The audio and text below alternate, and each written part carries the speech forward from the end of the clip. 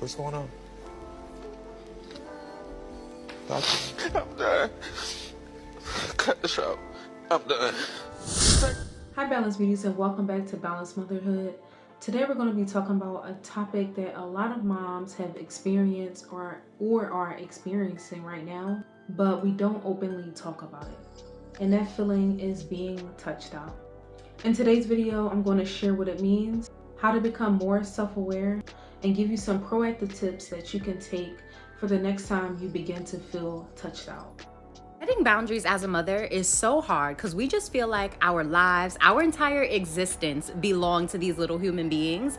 But in order for us to not feel completely consumed by motherhood, we have to set those boundaries. And I'm a recovering people pleaser, so even the word boundary makes me nervous, it makes me anxious. I had such a hard time setting boundaries, and especially after becoming a mom, that made it 20 times harder. And a lot of the times, it's not even that we're afraid to set boundaries, we just don't know how to. So mom to mom, here's a few boundaries that have made a huge difference and just given me peace. One, I prioritize my privacy. I am not one of those moms who's in the bathroom and you're on my lap, just in my face, in my space. No. When I'm in the bathroom, my daughter's not allowed in there. When I'm showering, doing my skincare, even if I'm just sitting there twiddling my thumbs, when I'm in the bathroom, you have to give me a second. Second, and I think this might be the hardest one for us, but setting your me time is setting a boundary. You're not about to have me ripping and running all day, walking around like a chicken with my head cut off, overstimulated. No. I need some time to myself. Every day, me and my husband have what we call 5 minutes where we have our personal time, and my daughter goes in her room and she does an activity and occupies herself for a few minutes while, you just need that you time. It doesn't have to be hours, just a few minutes a day makes a huge difference. We do it literally every single day. And I don't hear this spoken about enough, but having a strict bedtime routine is also setting a boundary, because you're not about to have me up all night. You're not about to have me sleep deprived. No, I prioritize sleep, and I create a strict sleep schedule and nighttime routine as a boundary for my sanity. And there's so many more we can talk about, but for now, start with those three. I'm just gonna scooch in right here if you don't mind. And my stress in my life, because I am a stay-at-home mom and I'm home with my kids most of the day. Thank goodness now they actually go to school, so I get a bigger break than normal. This is why I was taking my walks every day, is because you can begin to feel touched out even if you have older children. Being touched out doesn't only mean like your kids are touching you all day. It also means that you are just feeling overstimulated. Being touched out, but then continuously being pulled on and stepped on and climbed is like a mild form of torture. It's like every morning you reboot the amount of like touching that you can handle. And usually by like 4:30, my son starts climbing on me. I'm trying to have a conversation or something. And all of a sudden, out of nowhere, I just snap. I told my husband, like, I am going to be on that show called Snapped, where people just, it comes out of nowhere. It's not like I'm like, okay, I'm getting irritated, I should do something about this. Like, no, I'm like, da, da, da, da, da. And then all of a sudden, all those touches I had in the morning are gone, and I snap. Now, before you go feeling extra guilty about this, I want to let you know that it's very normal and you are not the only person feeling this. It doesn't mean that you don't love your children or your spouse. It just simply means that your nervous system needs a recharge. I hide from my kids because I'm a good mom. I walk away from my kids because I'm a good mom. I take 5 minutes to reset and take deep breaths because I'm a good mom. I posted a picture of me hiding in my shower, hiding from my kids on the very first day of Christmas break to my Instagram story, to which someone replied, "Don't have kids if you're gonna be annoyed by them."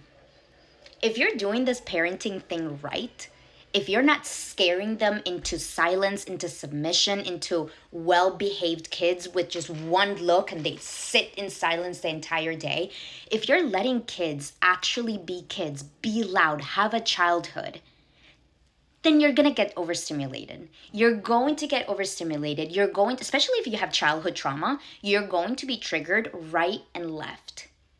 And what makes you a good parent is walking away. Do you know how many times I wished my abusive mother would have walked away? How many times I wished that she would have taken 5 minutes to herself instead of physically and verbally abusing us? Yeah, hiding from my kids makes me a good mom.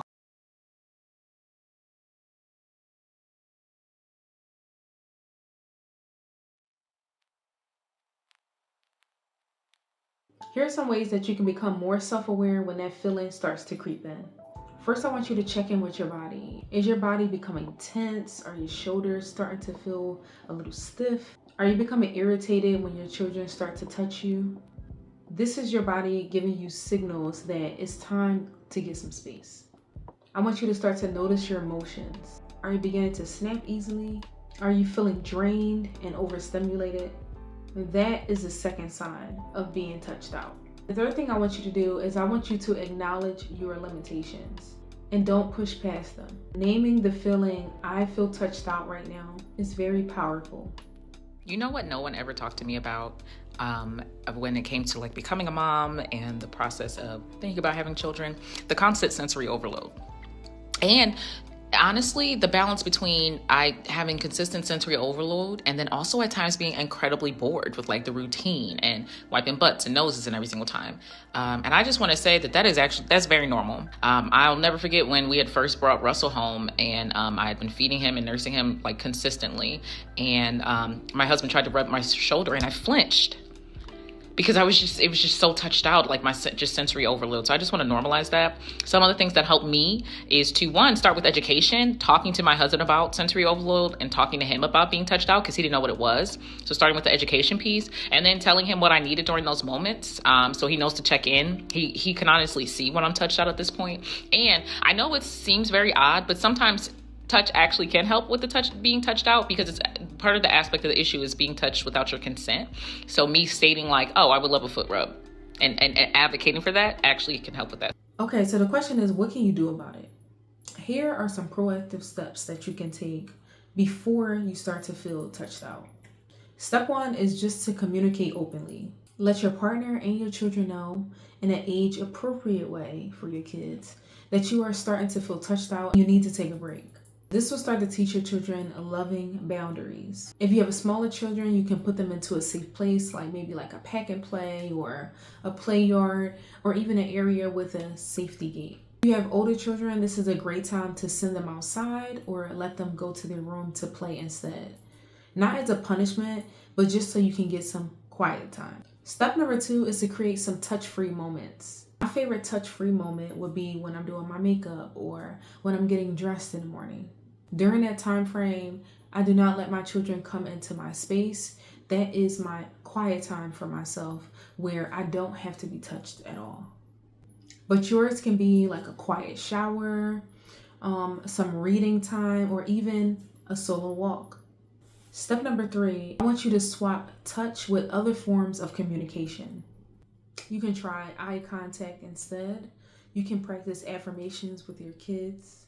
And these are ways to show love without physical overstimulation. Step number four is to practice self-care before you get overstimulated. Don't wait until you're snapping, because now it's too late. I want you to make recharging a part of your routine. Give yourself permission. That is step number 5. Remember that taking space does not make you a bad mom. It makes you a balanced one.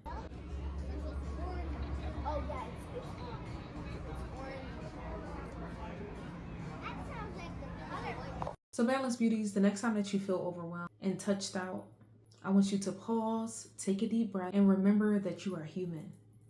It's okay to need your own space too. And when you honor your limits, you're also teaching your family healthy boundaries and balance too. Next, I want to hear from you. So go into the comment section, leave a comment of some times that you felt overwhelmed or overstimulated, and what helps you recharge after being touched out. Let's share some tips in the comment section. That way we can all support each other, because it takes a village. Don't forget to like and subscribe and comment and all those things. And subscribe if you would like to hear more mom relatable content right here on Balanced Motherhood. And until next time, stay balanced, beauties. How to be less overstimulated. Now, this content is specifically for parents who do not want to spank their children and who do not want to scream at their children. If that does not include you, of course, you could possibly still benefit from this information, no doubt. But specifically, this content is for those who are waking up every day actively attempting to override the habits of spanking and screaming that they learned as children and that they more than likely experienced as children, by creating new habits from their love and from their peace. Love and peace get all the credit. So how to be less overstimulated, part uno. First, while I have your attention, I invite you to pause this, close your eyes, and take 5 to 10 deep breaths. All right, so wake up knowing today that there will be triggers. Remembering that triggers are not bad and they are signs that we are not robots. How to be less overwhelmed, part 3. Well, one thing that we can do to be less overstimulated, therefore less likely to project our emotion onto our children, we can choose the self-regulation tool that we've heard that resonates with us the most, and we can set an intention to use it with our triggers all day today. Here is one way to be less overstimulated, part 4. Overstimulation is not just due to external things, people, places, situations, circumstances.